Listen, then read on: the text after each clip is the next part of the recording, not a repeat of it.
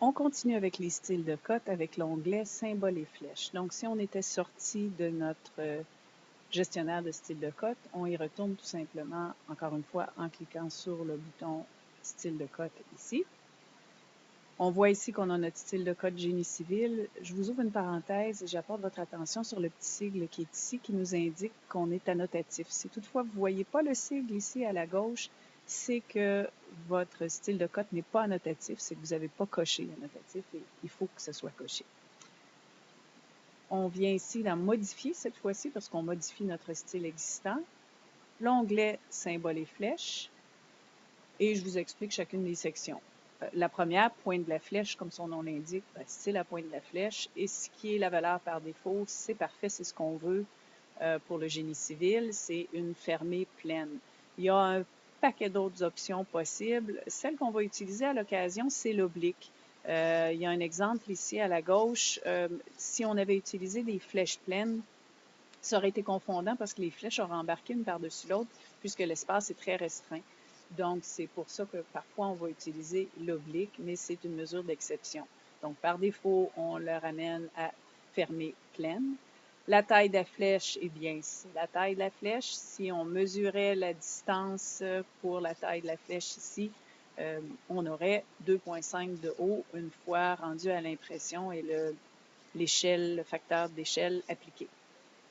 La marque de centre, c'est si toutefois on applique une cote de rayon.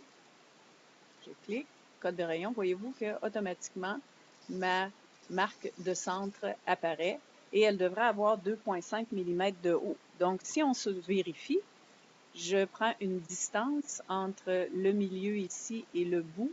On voit que j'ai 25, ce qui est dans les faits 2,5 puisque j'ai une échelle 1,10. Si on va dans l'espace papier, on est effectivement à l'échelle 1,10 et c'est pourquoi la marque de centre doit être 10 fois plus grosse parce qu'on réduit de 10 fois rendu à l'impression. Donc, c'était normal de voir le 25 plutôt que 2,5.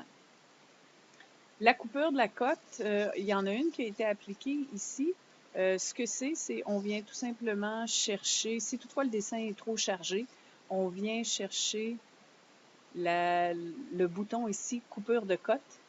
On me demande de sélectionner la cote. Je la sélectionne et je sélectionne l'objet auquel appliquer la coupure de cote et je sélectionne l'objet et automatiquement la coupure de cote se fait. Symbole de longueur d'arc, on passe par-dessus parce qu'on fait très très peu d'arc en génie civil. Cote de raccourcissement du rayon, même chose, c'est plutôt rare les raccourcissements de rayon, mais encore une fois, je vais vous montrer une image vaut mille mots. Si on vient chercher le cote de raccourci ici, l'image nous montre bien que c'est si on a un arc et que le centre se trouve à l'extérieur de notre dessin trop loin, on peut montrer le centre ailleurs et avoir une cote de raccourci. Et cette cote de raccourci, puisque l'angle est de 45, c'est ce qu'on voit, un angle de 45 degrés sur la cote de raccourci au point 4, on peut le voir. La cote de raccourcissement linéaire, ça, on en a en génie civil. C'est si l'objet est très haut et qu'on coupe l'objet parce que il n'y a rien de spécial qui se passe entre ce point-ci et ce point-ci. C'est exactement, c'est une continuité. Donc, ça va nous arriver, dans ce cas-ci, un puisard, c'est très, très long. Donc, ça va nous arriver de le couper. Et pour montrer que sur la cote que l'objet a été coupé, on insère un facteur, un linéaire raccourci en cliquant ici.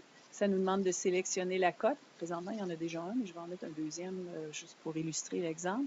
Et je viens sélectionner et voyez-vous que ça m'insère la coupure. On va la déplacer devant notre coupure et on peut la déplacer devant notre coupure comme vous avez vu. Et en la déplaçant devant la coupure, je vais enlever ici mon accrochage aux objets.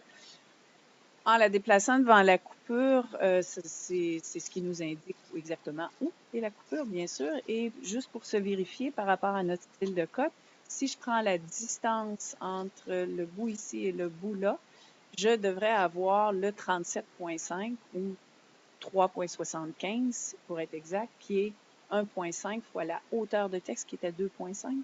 Donc 1,5 fois 2,5, ça fait 3,75. Multiplié par 10 parce qu'on a un facteur d'échelle de 10, ça fait 37,5. Donc tout fonctionne. Et voilà.